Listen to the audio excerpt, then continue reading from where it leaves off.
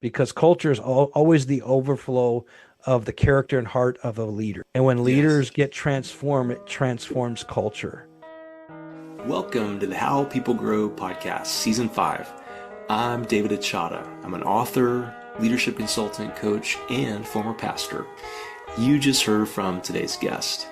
This season, we're exploring what it means to be a rooted person, connected to God, to others, and the larger story we're all a part of.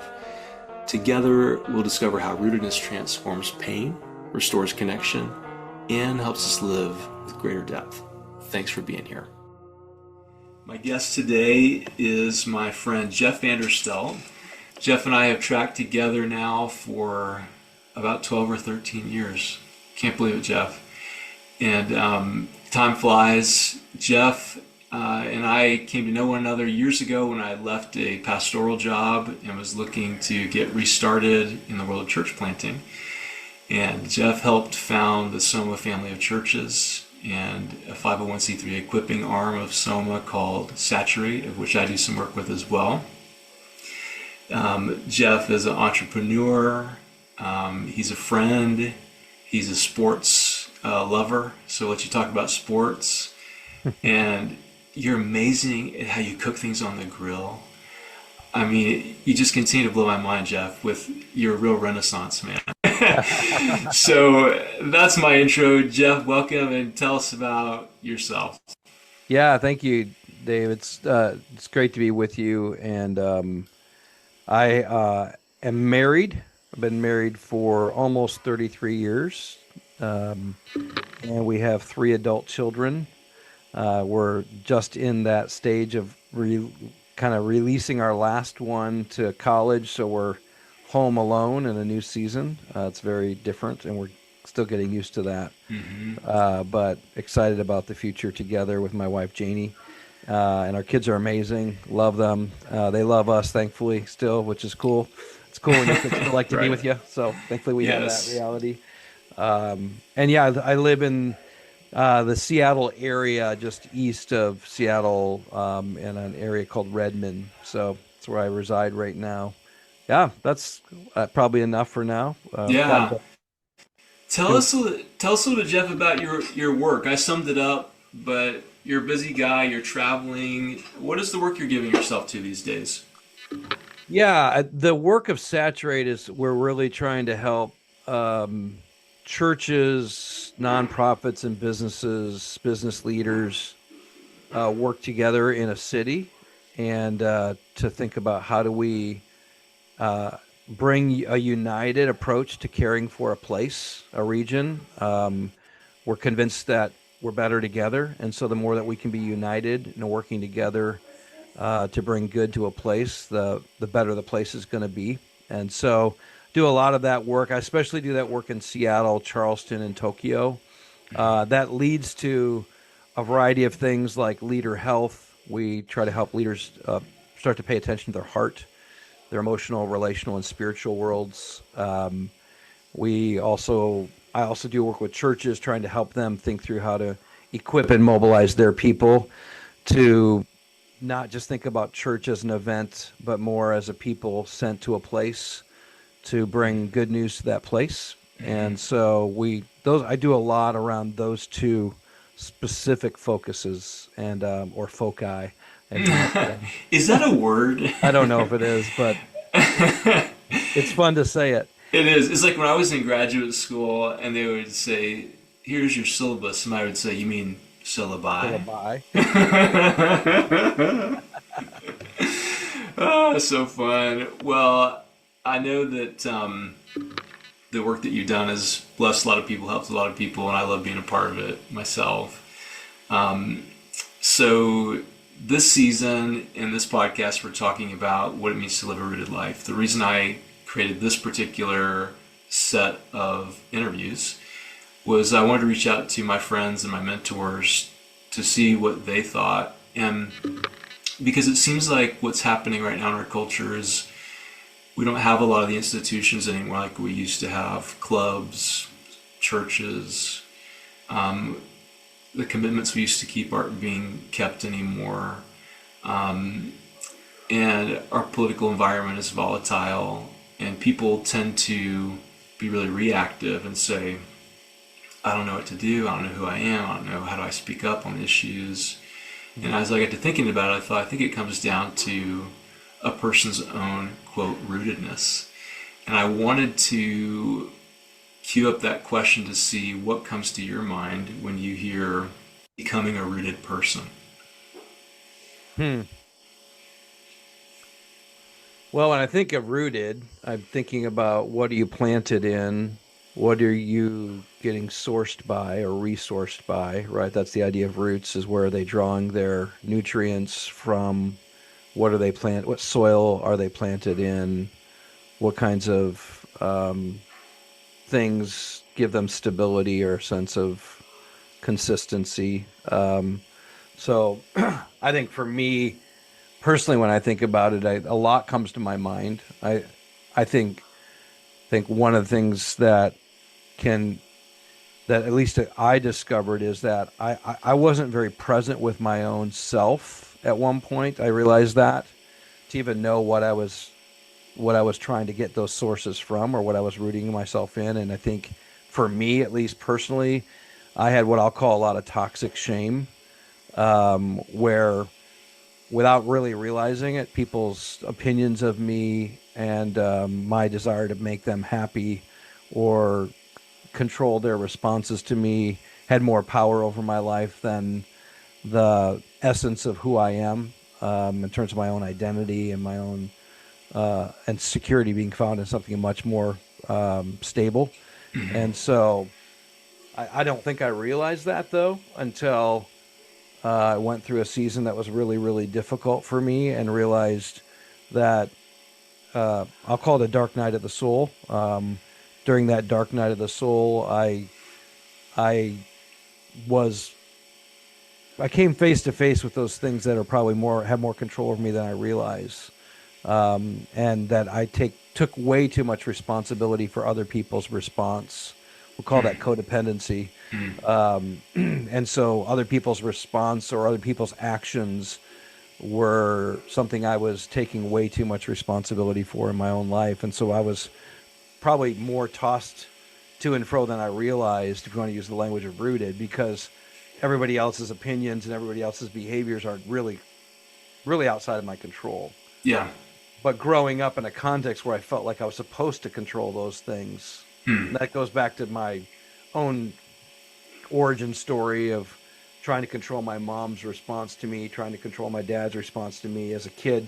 You're just doing everything you can to navigate the craziness of childhood, and you don't realize it, but you think you're the problem growing up. Your parents can't be the problem, so you try to control their response and their sense of opinion of you. Yeah. So I think it was built in me early on in my life to do that. And then getting into ministry as a pastor, like that's part and parcel for many of us in this profession is like we're constantly thinking if we're not careful about what people are thinking of us. So we become hyper vigilant on how to control, how to manipulate, how to keep people's perception of us really what we'd hope it would be. So it works well for us. And in that dark night of the soul, that season where I was clearly out of control of a lot of things, I had to face the fact that the the most difficult moment of my life, the most important thing was paying attention to what was going on in me, not what was going on around me. Yeah. And I think, you and I mean, for the listeners who don't know anything of what I'm talking about, it was a good friend of mine took his life, and what I didn't realize is I took way too much responsibility for that decision that he made, and it called into question so much of my own work because this was a guy I poured my life into, loved, dear friend, guy I mentored, and to have all of a sudden everything that I thought I did well at kind of fall apart, I had to face the fact that I wasn't actually in control of that as much Yeah. as I thought I was. And the toxic shame for me was I took a ton of responsibility. Like if I had done this, if I had said this, if I had been in that space, all those things started crashing on me because I started to take way too much responsibility for this horrific, tragic event as though it was my fault. Hmm.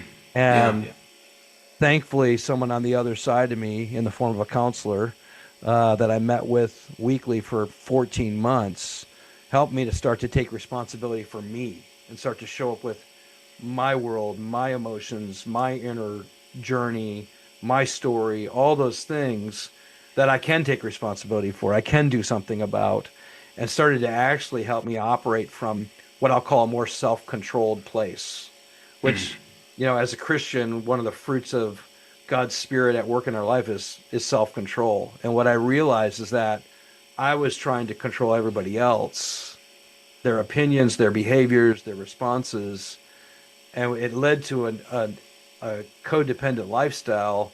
And I wasn't actually doing self-control, which is, wait a minute, what's going on in me?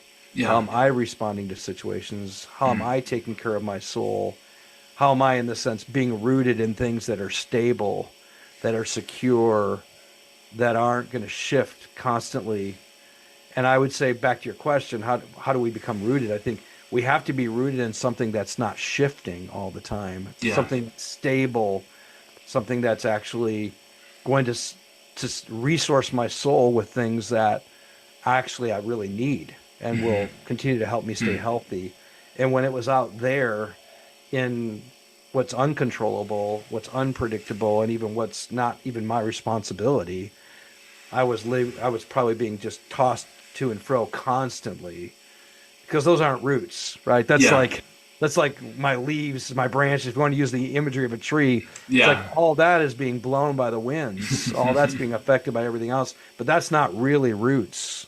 My Yeah. roots have to be in something that's not shifting, that's not unstable, that actually does feed my soul deeply. And so it was during that season that I think I began to realize more and more I actually wasn't very rooted at all, Wow. sadly. Yeah. Uh, Yeah, what's crazy about that, Jeff, is I know from my relationship with doctors and healthcare professionals, the commonalities that many healthcare professionals have with pastors. It's like you get into this work for the sake of helping people, and you realize at some point oh, wait a minute, I did this to try to fix me, and I'm surrounded by people who are always broken or unhealthy in some way. And yeah, I can't sustain this life that I have gotten myself into. that's Because right. again, it's like, they're being tossed all over the place. And you said something earlier I want to come back to is you had mentioned this dynamic of toxic shame, and you mentioned shame. Could you explain what are the differences that you see between those two types of shame? Yeah. I think there's a healthy shame that, and John Bradshaw writes about this in his book, The Shame That Binds. And very few people write about healthy shame, sadly. They only write about the negativity or the negative side of it. But he spends a few chapters talking about healthy shame is this ability to feel a sense of limitation, right? That I'm limited, that I need people and I can't do everything by myself. Um, and it's what leads to interdependency. It also is what leads to boundaries, right? And being able to say, like, it's not my responsibility to be responsible for everybody in the world. That's too big for me. That's God's job. That's not my job, right? My job is to be responsible for me, and certainly how I impact people, that still matters, but I want to embrace my limitations. And Yeah. so I think healthy shame says it's okay to be limited. It's okay to be in need. The way I like to say it is, you're a big deal, and as a Christian, I'd say you're a big deal because you're created in the image of God. So that's amazing. But you don't have to be big because you're not God. And so that's healthy shame. Toxic shame says I need to be bigger. I need to do more. I I use the word should a lot. Like, I should have done that. I shouldn't have done that. And so Right. it's the land of regret and the land of fantasy, right? It's looking back thinking I could have done so much more. Why didn't I? And looking forward, I'm going to do more than anybody else. And it leads to this kind of performance driven life, or another way to say it is a hidden life. Like, I hide behind performance. I try to make it look like I'm bigger than I really am through workaholism, through performance addiction, through people pleasing. And that leads to a kind of life where I have to keep putting on layers and layers and layers to keep you from knowing how limited and small I really am. Hmm. And Yeah. if you're not careful, it leads to a narcissistic kind of life where I have to be big, I have to be number one, I have to be the center, I have to have people be in need of me. It's very, very broken, Yeah. right? And it not only destroys me, but it destroys the relationships around me Hmm. because I can't sustain that, right? That Yeah. toxic shame is impossible to sustain. And for a lot of people, and this became true of me too, if you're not, you become your worst critic too, because you're constantly beating yourself up for not being more, for not doing more, for not being able to control more. And that there's an addictive cycle in that for a lot of us, which does lead to workaholism. It does lead to a kind of, yeah, a very lonely life, frankly, because you got so many layers that you're putting on. People can't really attach to who you really are. Yeah. Yeah. I think it also expresses in how we parent. Yeah. Like if our kids can't be the best, how does Yep. that reflect on me? Funny story, when my son Isaac was in utero, we were trying to figure out what to name him. And I was like, I like the name Max. And Amy was like, I think that's a dog's name, David. And I was like, what does Max even mean? And I looked it up. It's the root of the Greek name Maximilian, which means the biggest, the greatest, and the best. Yes. And it's funny because even back then I was like, that's kind of cool and funny, but I don't know if I want to put pressure on my children to have to live up to being the biggest, the greatest, and the best. Yeah. So you mentioned in your childhood some of this pressure. And if you're open, would you go back in time with us and help us understand what are the roots of shame? Hmm. What did they look like for you? And how did you then identify that with that great counselor to help you say, wait a minute, like, let's just be you. You don't have to be Yeah. everybody else's expectations. Yeah. Well, I mean, there are two different stories that shape my shame story. One is my father, who grew up second born of two boys, and his father did not want him to outshine the older brother. And so anytime my dad was good at something, it was looked down upon. And so and if my dad were to tell his story, the way he tells his story is that even when he was really great at baseball, his dad forbid him from playing baseball because it made his older brother look bad because he wasn't nearly as good as he was. And Oh, just when he was good when he, would, if he did well at school, it wasn't okay because it made the older brother look bad. And so he always had to acquiesce and be less than for the sake of the older brother's ego.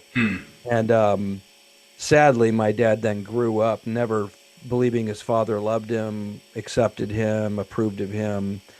And it was, as you can draw the dots, it was through sports, work, all these other things that he understood his older brother would get approved of. So that was what he then tried to do, became serious about sports, work, frankly, became a workaholic, and then raised four boys, which is, I'm one of four boys, in such a way where he said, we're going to treat you all the same.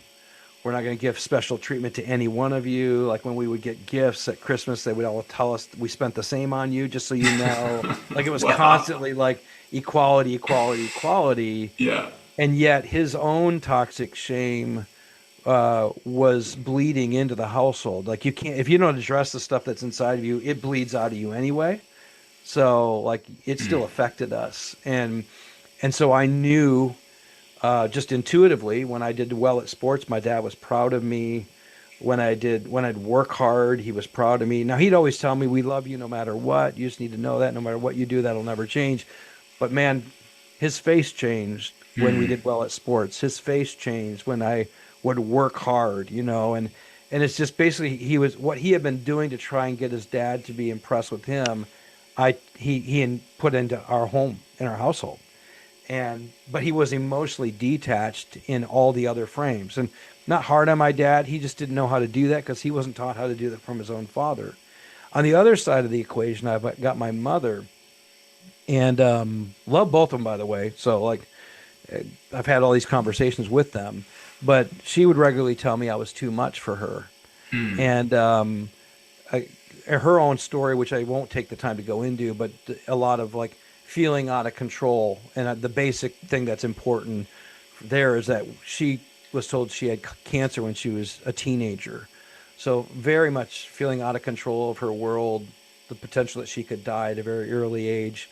So then you get second born Jeff coming into the world who's got a ton of energy, who's a pretty big person. I understand that in terms of my voice and my energy and my presence. And she told me very early on I was too much for her. And I remember even just a few years ago, my parents are now in their 80s, reflecting on that and say, "Did you actually tell me? Because I remember hearing it that I was too much for you." And she's like, "Oh yeah, I told you that." Oh, And she remembered it. I was like 5 or 6 years old, like, Yeah. and I'm like, you don't tell your son that. Like, you tell your counselor that. You tell your friend that. Like, it may be true, but what I heard was there's something wrong with me. And from my dad's perspective, his voice was be more, try harder, perform in sports, work more, and then you'll measure up. From my mom, it was be less, be small, stuff yourself, don't show up with your real voice and your real self. Well, that's very confusing, Yeah, it is.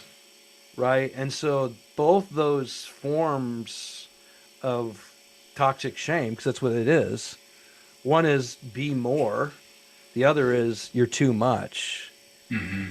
That's a very confusing thing to grow up with, hearing your whole life. And so then you end up, in my case, I ended up in pastoral ministry, and I know there's one part of me that's going, perform, work hard, win people over, make sure that they think well of you. And then the other part of me, it's like, don't be too much, don't show up too much.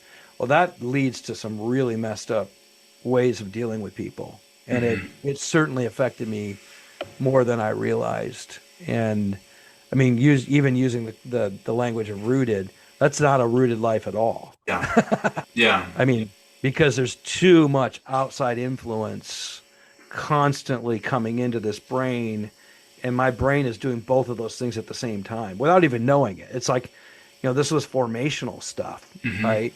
And so I had to get to the place with my therapist where I started to realize my level of codependency was hypervigilant. And I mean, there was stuff going on in me that I didn't realize was happening in my brain that I had to slow down and start to pay attention to.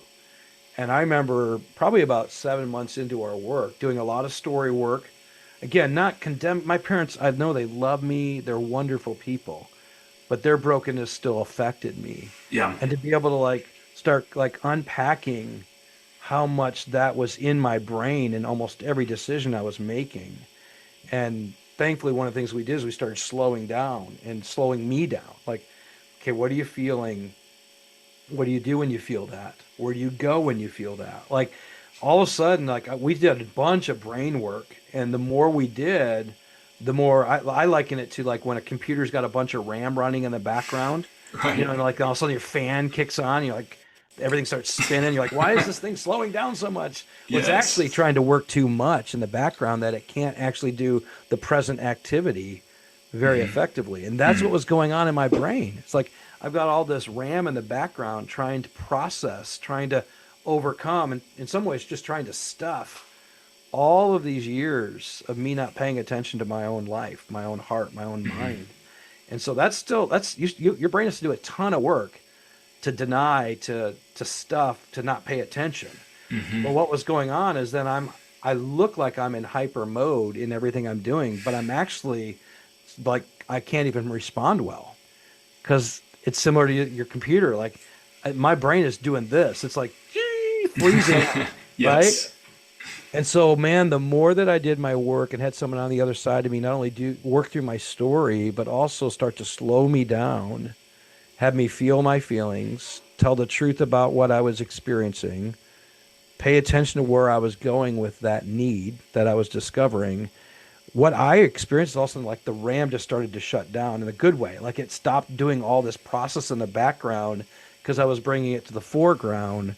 And the more that I addressed each thing, each memory, each wound, each loss, each fear, the more that I was able to start facing it and processing it and dealing with it, it's like the RAM didn't need to run in the background anymore because I Yeah. was dealing with the background to the degree at which now I was fully present. And I remember feeling it physically, like it literally felt like my whole world all of a sudden slowed down. And the reality is, I actually was just starting to get to real time. Yeah, man. Yeah, what it makes me think of, Jeff, is the imprint that trauma leaves on us. Yes.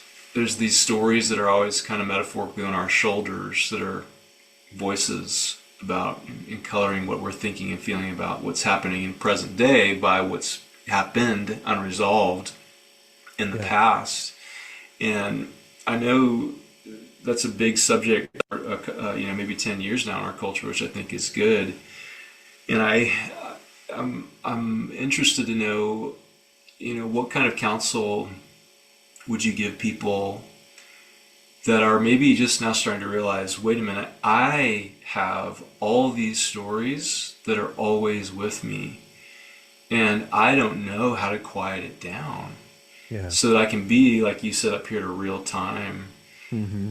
What is a path that, you're mentioning some of what worked for you, but what is a path that people can walk to quiet down those stories to be present right now? Yeah, well, and what I didn't say, and I won't go into a lot of detail on this, but because of there were several traumatic moments that also happened when I was a child that never got addressed, and I never had the chance to process because it wasn't okay to be vulnerable, it wasn't okay to be needy. Then I found myself in in spaces over and over again that were very broken. Like at one point, Yeah. my counselor said, "Hey, you seem to find yourself in the same traumatic or toxic environment. Like there's something common about every one of your stories. Something You're common. in Yeah. them." It's you. You're the commonality. Yeah, and he was just like, "You keep showing up in very, like, very spiritually abusive or emotionally abusive places. Why is it? Let's be curious about that and what it is about those spaces that feel normative to you." So that was part of the work I had to start doing. Is like, wait a minute, there's something about what I've learned to identify as normal that has kept me from saying this is not okay. Right? What Yeah. I've gone through is not okay. This is not how life is supposed to be. It's not meant to be this toxic, this abusive, this crazy, right? And I was able to start looking at life and go like, wow, that is crazy. So part of what I needed actually was I needed to sit with somebody else who could be on the other side of me and go, I don't know if you realize this, but that's crazy, right? What you went through is that's crazy, or that's really painful, Right. or that sounds super sad. And so for someone to be on their side of me when I was working through my story to tell me the truth about my story, because all of us just learned that we think our story is normal and right and healthy because we Yeah. don't know any other story. It's the only one we know. So we just learn how to get through it and survive. And so part of what I would recommend people do is you might need to be with somebody who can sit with you and hear your story and create space for to one to validate what you went through, but also maybe to tell you the truth about it if you're living in denial, which is what I had done. I'd been living in like, hey, this is just normal, isn't it normal? And it's like, no, no, that sounds really painful. And I would Yeah. share Right. painful things and what I didn't realize. And when I was doing my work, it was during COVID, so we were on video. So I'm on a Zoom, and you can see your own face on Zoom, and the other guy can see my face. And at one point, I'm telling really painful things, going through some really significant loss and hurt in my life. And he says, I won't swear, but he said, "This isn't effing funny." And Yeah. he looked at me like big brown eyes, very stern face. "That isn't effing funny." And I'm like realizing I'm laughing. I've been laughing over my pain. I've been smiling over my losses. I Yeah. didn't know how to mourn loss. I didn't know how to feel pain. Right? I'd been numbing with all kinds of things for a long time. I'd been numbing with work, numbing with sports when I was doing sports. When I stopped doing sports, I started numbing with other things, food, alcohol, you name it, like finding ways to not have to feel what my body was telling me I needed to feel. And so having someone on the other side of me while I'm doing my story and they're actually attuning with me in ways that I wasn't even attuned to myself. Like that was a part of it. I couldn't even feel for myself. So I needed to be someone with someone else who could go, that's sad. Right. Yeah, that's really painful. What you went through is really hard. And all of a sudden I'm going like, is it? Really? You almost And didn't know how to receive that empathy, did you? I didn't know how to because I hadn't received it. Because I had heard big boys don't cry, sticks and stones might break your bones, but words should never hurt you. Like Yeah. all those statements, right? And man, you're bored, go find something to do. That's your own fault. Like what I didn't know is what I was actually saying is I'm sad, I'm hurt, and I'm lonely. Right? Yeah. Those are all ways of covering up my sadness, my hurt, and my loneliness. And all of a Yeah. sudden I have somebody on the other side of me going like, no, no, no, you matter. And what you went through matters. And it's okay to have real feelings about what you went through Yeah. and start to actually pay attention to what you needed. And so when I had so I just, my advice would be, man, don't do this by yourself, first of all. Like, I don't think we were meant to go through life alone. When I think about rootedness, it's like, I can't be rooted in a healthy way unless I've got someone on the other side of me telling me when I'm not. Yeah. You know, Yes. like I need someone to tell me, hey, just so you know, that's crazy, or that's sad, or that's lonely, or you know, it's okay to be in need. You need help. And that's, I'm going to tell you that. And so I needed that because I had been telling myself it's not okay to be in need. It's not okay to pay attention to your heart. And so someone validated that for me, and that was key. And then someone created space for me to learn how to show up, and that was key. And then they were present with me when I did, and that taught me how to be present with myself. Like I almost needed someone else to be present with me to teach me how to be present with myself because I didn't know how to do it. Yeah. Right? And that's what parents are supposed to do, but my parents couldn't be present with their own self because of their own childhood, so they couldn't be present with me when I needed someone to teach me how to do that. And so this guy was a gift in my life. And now I look for people like you. You're one of them, like Abe, one of our mutual friends, who know how to be present with me because they then help me continue to be present with myself. Yeah. That's key, man. There's it may have been in one of the books you referenced, I don't remember, but we've gone through some of the same therapeutic intensives, and I remember in one of them I learned that if you don't deal with your shame, you will pass it generationally. That's right. And so oftentimes when we're carrying around an issue, it's no doubt affecting us, but it's actually not ours. That's It has come, it's been passed down to us in some way. And I didn't think about this coming into this interview, but it might be helpful to talk for a moment about the generational nature of shame. And from what you've learned in your own journey about this, from your parents, from their parents, what have you learned about how shame is passed generationally and how we get free from burdens that maybe aren't even ours? Yeah. Well, even from the way I shared my story, the household I grew up in was a shame-based household. Like it just, without my parents saying anything, it was there, right? And it was passed on from his dad and her dad. Like this was generational in the sense that it was like it's in the air. Let's say it that way.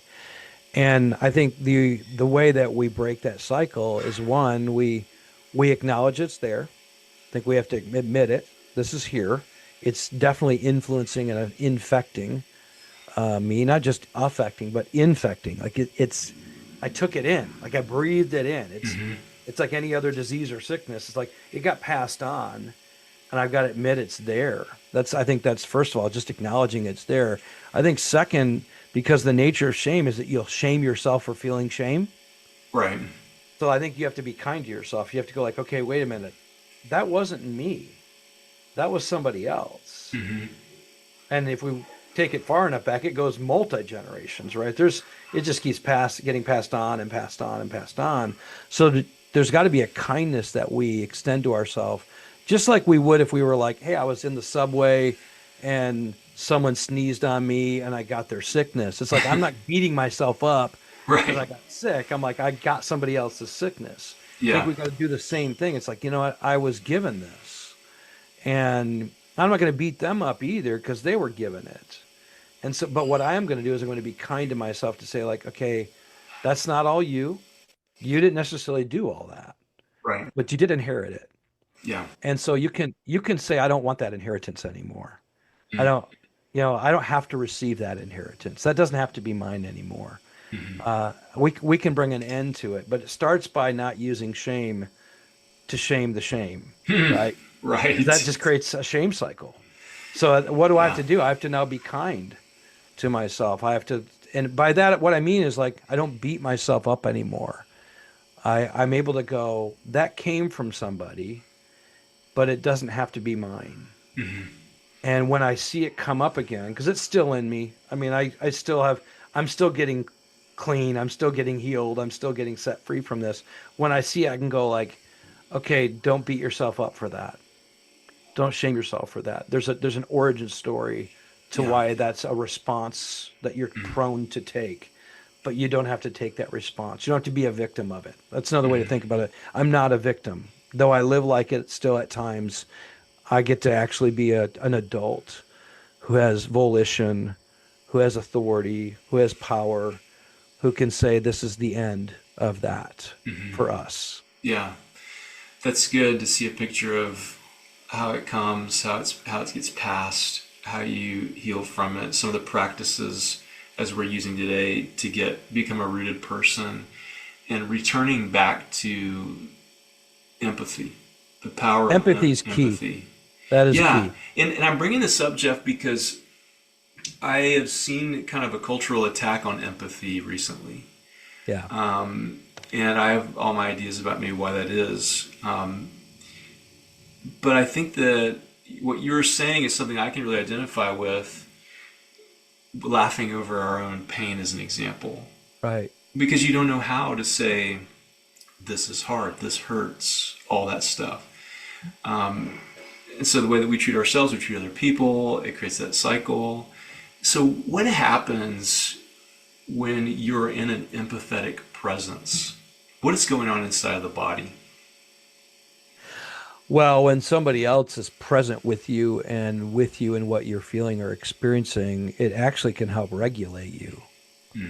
Like so much of my behavior was dysregulation because it's like you're going to protective mode. It's fight, flight, or freeze is what your brain tells you to do, whether you know it or not.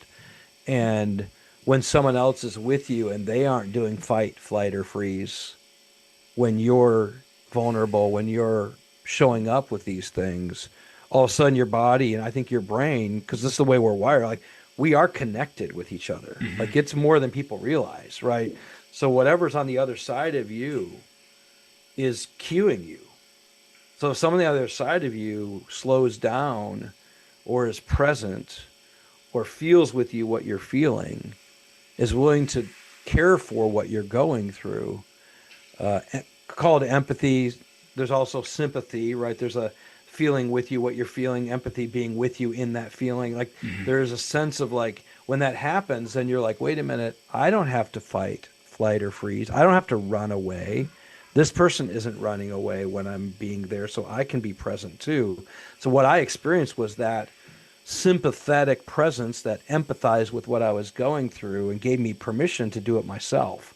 And when you get that, and I think that's what parents are supposed to do with their kids when they're going through pain, when they go through loss, they're supposed to, in a sense, give them cues from their face that it's okay to feel pain, that it's okay to feel sad, to feel lonely. When parents do that back to their kids, the child's brain says, okay, so it is okay Right. to respond in a way that my body's telling me to respond, but I don't know if it's okay. When someone on the other side of you gets to be with you and be empathetic with you in that, it's cueing you that you get to be that too. Okay. And Yeah, keep going. Sorry, keep going. And so, I mean, this is like, I mean, the face, what we know now about the face, is unbelievably impactful. I was talking to a counselor friend of mine recently, and he said they that he his I think it was his daughter and son, it would be his son and his daughter-in-law, were with this little baby that when they held it, it was like deadpan face, like no response, nothing whatsoever. But then they started going, "Hey, how are you?" and started like, but talking Right. like a little kid. And we do all of us do this intuitively. We become like a little child when we have a little child. Mm-hmm. Like we mimic what it looks like to be a little baby to them. And all of a sudden, this baby's face lit up and started to like show up. And the parents were like, "Are you? What happened? We thought there was something wrong with our baby." Well, little did they know they weren't doing that with their baby. Yeah. They weren't showing up with glad and sad, and like their face wasn't showing emotions to their own child. So their child was then mirroring back what they saw, Mm-hmm. which is deadpan. Mm. So back to this toxic shame, Yeah. this couple didn't know how to be present with their own emotions to even be present with their baby. So their baby mirrored back to them what the baby was getting. Well, we're still like that. I don't care if you're 50, 60 years old. You still need someone to mirror back to you what the appropriate feeling or emotion you're meant to have around a situation. Mm. And when all you're surrounded by is deadpan, faces that don't empathize, don't care, don't have any ability to feel what you're feeling, you just go like, okay, I guess it doesn't matter. Yeah. But inside, your brain's going, this matters a ton. And eventually your body starts carrying that. It's why people's bodies shut down or why they get unhealthy. Their bodies just finally go like, okay, if you won't take care of me, I'll tell you that you need to take care of me. I'll Mm-hmm. give you lots of clues to tell you there's something wrong in your brain and your body's going to tell you, Yeah. right? Yeah. Well, what we're meant to be experiencing is other bodies around us are supposed to tell us it's okay to pay attention to your own body. Mm-hmm. What were the clues that your body was sending you in that hard time? Well, yeah, I mean, I I physically was agonizing, like my gut was hurting, my body was sore, my tension was heightened. But eventually, I'll tell you, it got to a place where I actually didn't care anymore. Like, I mean, I stopped caring about myself to a Mm-hmm. degree at which it was like despair. Yeah. And I would say depression and a lack of desire to do anything. Like I didn't have passion, I didn't have energy, I didn't have conviction. I mean, but my body was feeling like you start losing energy physically and you start shutting down physically, you don't care about anything. It affects everything else. So it's hard to know where one begins and the other ends. They're all connected, right? We're way more connected beings than we want to admit. And I mean, back to the even the rooted thing, it's like your body is telling you when you're not rooted. If you'll pay Yes. attention to it. It is. Yeah. And I remember years and years ago when the two of us would travel together regularly. I told you this once, you may remember. I think your body probably was sending you signals years before you noticed. And I Oh remember yeah. in particular when we would meet one another in the morning in the hotel before we go out to, help facilitate a session or whatever. And you had your head down, your shoulders were dropped, and your head was down, and you would say, "Hello, morning, how are you?" And I remember at the time thinking, this is a really interesting way to wake up. And I didn't think anything about it. I was like, oh, well, this is just how Jeff carries himself. Well, fast forward to many, many years later, having been able to be with you and travel with you since some of these things that we're talking about, you Hmm. actually walk a little straighter. You Hmm. look in the eye, you smile, and you ask, hey, how are you doing? Hmm. It's a different tone. Yeah. And I see the changes in your experience. And I think it's interesting how the clues were there, but just seemed like, oh, this is who Jeff is. And Yeah.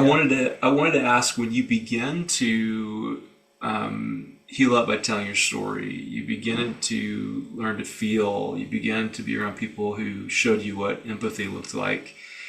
Well, then you naturally to shift how you operated.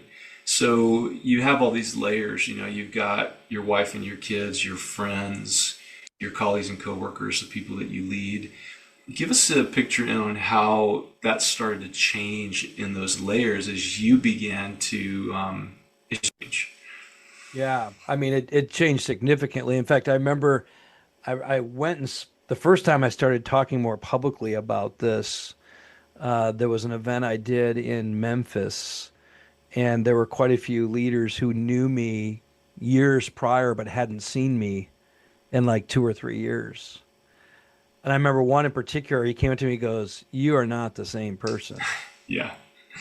He's like, "I don't know what happened, but you have changed." Like he could tell. It's kind of like, when I see your kids the next time I see them, it'll be like, of course, now they're almost, when they were younger, I'd see them and it hadn't been 2 years. I'd be like, "Oh my goodness, they've grown so much." Yeah. It was kind of that. But I would say it was more than that. It wasn't just, "Hey, I grew." It's like I had changed so much. And like if my kids would say now that I'm more present than ever. I still have work to do. I know that I'm not done, but they show up now more with their emotions. Whereas before I thought, like, why aren't they showing up with their real self? It's because they were experiencing the shame that I was bleeding onto them, and therefore because I wasn't able to be very present, they didn't feel the freedom to be present. And Yeah. man, is that changing their ability to be more present with us, with what they're going through, what they're feeling, what they're experiencing. Because the empathetic presence I bring creates a safety to show up and tell the truth. Now, again, I'm still doing my work. So there's times when it's like some of the old me still is there and I'm still working through a lot of that. But even like Janie, I remember when she had the courage to tell me the truth about what it was like to be married to me these last 30 plus years. And she started to rehearse moments of significant pain that I caused. And I remember you could tell she was kind of like inching toward the line of telling me something, but I could also feel her hesitation because the old me wouldn't have been able to handle it. The old me would have went insecure, defensive, justification, prove myself, why she's wrong, I'm right, why that shouldn't have been as big of a deal as she's making it to be, all that stuff. Yeah. That's what I would have done. That's the old me. And as I listened and heard her tell the story and heard how painful it was and just said, that sounds so painful and so lonely. And I'm talking about what I did to her. Like we're talking about what I Yeah. did. But I was able to be present with her in her pain and the loneliness she felt in our marriage. And then I was able to just say with real empathy, "I'm sorry." Like it wasn't me faking it. It wasn't me trying to make it better. It was like, no, I really felt what she shared. And it grieved me. I mean, I felt grief. I felt sadness. I felt her pain. And and then she shared another one. And it was almost like it gave her courage, to start Kept sharing going. more. Yeah. And then she said, "How are you doing?" And I said, "Well, this is hard, this is painful. This is sad. But I've never felt closer to you." Wow. Yeah. Because that's what intimacy is, right? Intimacy is when we can strip back the layers and get to the true self and show up with my real self in front of somebody else and have that real self be accepted, that real self be welcomed, Yeah. that real self feel at home with the other. And we got a long way to go. We're doing a lot of work, but I will say learning how to do that is creating greater safety to show up with our real self and to not make it about me. Because that's the other thing I realized is like when I can be present with somebody else and what they're going through and not immediately turn it on myself like justification, right? How right I am or how important I am, which is the old toxic shame. Then I can actually experience deep, deep, abiding relationships where I'm truly with someone and they're really with me. So, I mean, I have a long way to go, but I will say it's radically changed the relationships with those who are closest to me. And then I think, like you said, people who do spend time with me now would say there's a different, let's call it a non-anxious presence that I'm Yeah. bringing, right? I don't have the need to control or manipulate my environment anymore. I can just be with you and let you be with me without me. I don't have to fix you. I don't have to control you. I don't have to manipulate. I just can just be with. Yeah. And to me, I don't think you can do that if you aren't rooted into a kind of presence. And for me as a follower of Jesus, for me, it's not just presence with myself, but it's presence with God. Yeah. And so I can be present with somebody who does have control. Let's just say it that way. Like when I don't have to be in control because someone else is in control, then I can be at rest. And I can have great peace internally. The world around me might be havoc and chaos, but I know someone controls it, and I know I can control myself in it. Yeah. And therefore, I can be present with you and bring hopefully more of my real self to you when I'm with you. And then when you show up with your more of yourself, I get to give you space to be with me in that and me with you in it. Yeah. And to me, it's changed my relationships like crazy. Yeah. It's beautiful, man.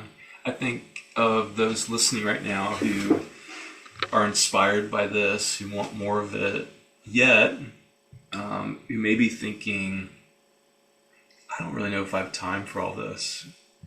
How do you have time for all this? Yeah. And so there's some resistance, be it because of time or fear.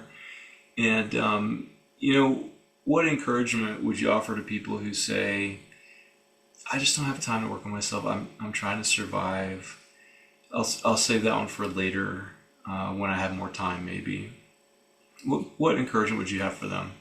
Well, I would say a little bit goes a long way. And it's, I did 1 hour a week. That was it for Hmm. 14 months. Now, you may not need as much as I needed, but I needed it. And 1 hour a week, what it did, the multiplication of that, or the exponential impact of that, gave me more time. Because here's the reality. When the RAM in the background of my brain stopped spinning, I actually had more brain power. I had more energy. In fact, I told people when I hit that moment after just doing once a week for an hour for about 6 months, I got to a moment where I not only did it feel like everything slowed down and got to real time. I liken it to The Matrix, if you've ever seen that movie where like the bullets are flying, but you're slow motion. Like Yes. everything got slow motion for me. And it wasn't that it got slow motion, it's that it finally got to real time. And real time felt like slow motion because I was so hyper vigilant, Right. right? So I actually got more time, frankly. But the second thing Yeah. is, I felt like I told people it was like if you remember when Iron Man got the thing put in his chest, and all of a sudden he had that energy. Yeah. All of a sudden I got this surge of energy in me that I'd never had, not since probably I was a little kid. And what I realized is like that little bit of work I had been doing slowed down time and gave me way more energy than I ever had. And now I can get way more done in less time because of those two things that have happened. So it's like it was not knowing it. It's very inefficient, or at least it felt inefficient on the front end. I'm way more efficient now because of it, because Yeah. I'm not spending all this energy I'm not even aware of trying to keep my pain and my loss and everything else at bay. Like you have no idea how much your brain is overworking right now if you have not attended to your soul. Yeah. It is overworking. And so you think this will take more time. I'm telling you, not paying attention to it is taking way more time than you realize. Yes. It's so true. Oh, man. Amen to that. I agree 100%. Please, those listening, in a way to say it would be, you're kind of wasting your time and your life if you don't deal with this, to be present with yourself, with Right. those closest to you.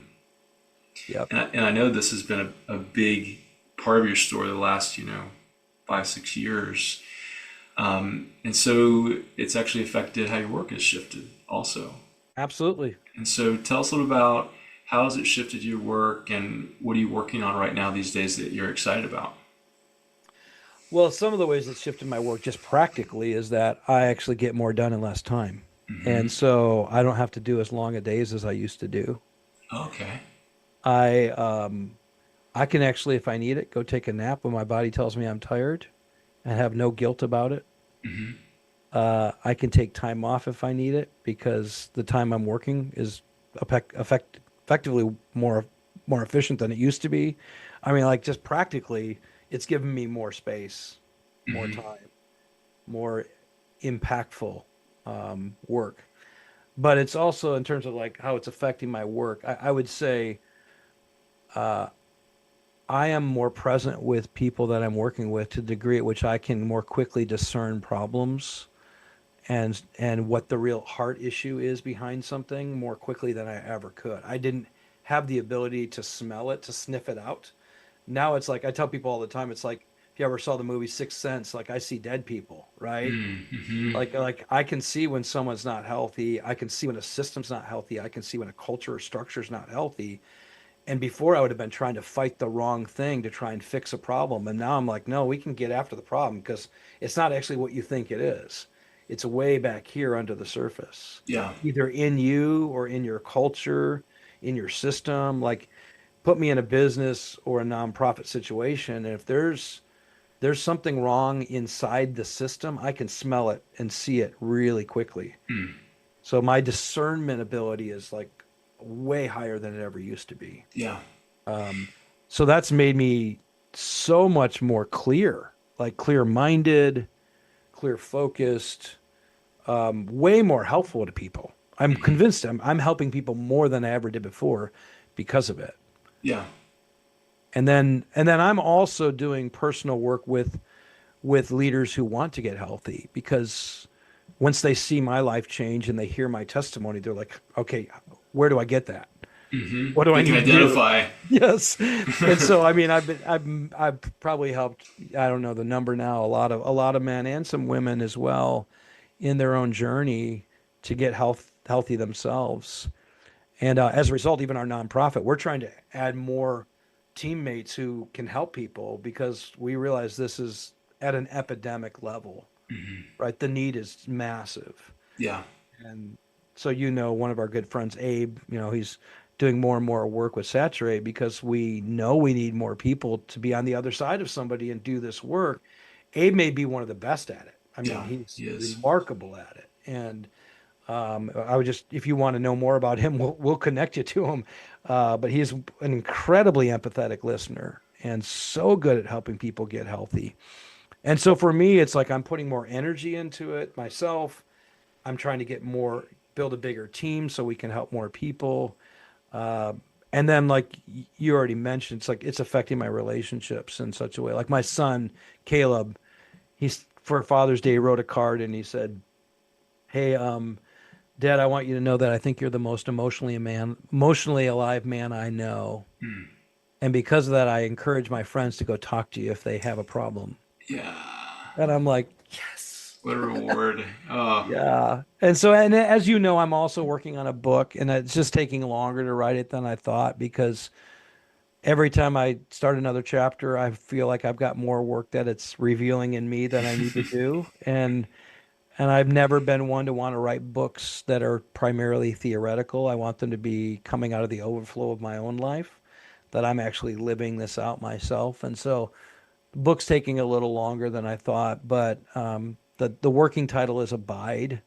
And that word can also mean home or at home and or attach. So it's this idea like how do we live lives where we learn how to be at home or present with ourselves so we can truly be at home and present and attached to others and ultimately to God as well. And so that's my passion these days is I'm convinced at a leadership level, at an organizational level, at a cultural and familial level, if you can do the work personally to be present, to use your language, to be rooted, connected. It's another way to think about it. Am I really truly connected Yeah. to myself, to people, to God? I think if you do all that, most of the problems that we have, I think a lot of them will get addressed pretty easily. In fact, I think more of the problems we have in our business worlds, our nonprofit worlds, even our church worlds, are because we aren't it ourselves. We aren't present ourselves. We aren't rooted ourselves. And if those things get addressed, usually the culture changes because culture is always the overflow of the character and heart of a leader. Mm. And when Yes. leaders get transformed, it transforms culture. Mm. So for me, instead of just trying to figure out how to change a culture or a system or a strategy, which are still important, if the person who's leading it or the leaders who are shaping it don't get rooted, don't get connected, don't get present, then we're wasting probably all of our time trying to change the org. Yeah, man, such a good observation. I've seen it too. Yeah, so look at yourself. Yes. Look at yourself. Let it overflow. Yeah. This has been so great, Jeff. Love this. Thank you for being here, making the time. And I know there's probably some people who want to know you who don't. Get connected with you, your work, Saturate, maybe even some of the emotional health work. How could people find you and get some connection in that way if they need it? Yeah, so saturatetheworld.com is the nonprofit. That's our web presence if you're interested. There is a drop down there if you're looking more at coaching for leader health that you can click on.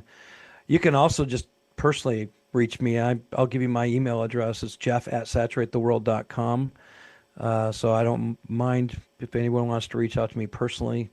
And then, of course, all the social media channels basically just use my name, Jeff Vanderstelt. So whether it's at Jeff Vanderstelt for Twitter, Instagram, you name it. So I'm in all those worlds too. So Great. And Vanderstelt's Vander Stelt. Stelt. And in Dutch it means From the sticks, or from the from. place where the houses were up on stilts. So it's the swampy land in the Netherlands. Yeah, Yeah. I love that. Yeah, Yeah. so I give you one more chance to finish this up. What sort of encouragement would you leave us with as we finish up? I would just say the most important thing that you could ever do is care for your soul so that you can care for others. It's similar to the person on the airplane that says if the oxygen masks drop, put your oxygen mask on you first before you put it on anybody else. And I would just say put the oxygen mask on yourself. Take care of yourself. That isn't selfish. That's actually the best way to love everyone around you is by being the most healthy, transformed version of yourself that you can be, because that's what's actually going to bring the greatest amount of love to the people around you. Beautiful. Thanks, my friend. Yeah. If this is a helpful conversation to you, go over and give us some support at davidachata.substack.com.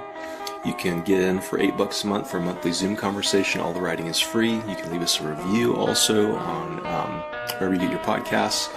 And come back next week. We have writer, activist, Quaker, Parker Palmer. I've been saving this interview for a long time. So excited to share it with you. We'll see you next week.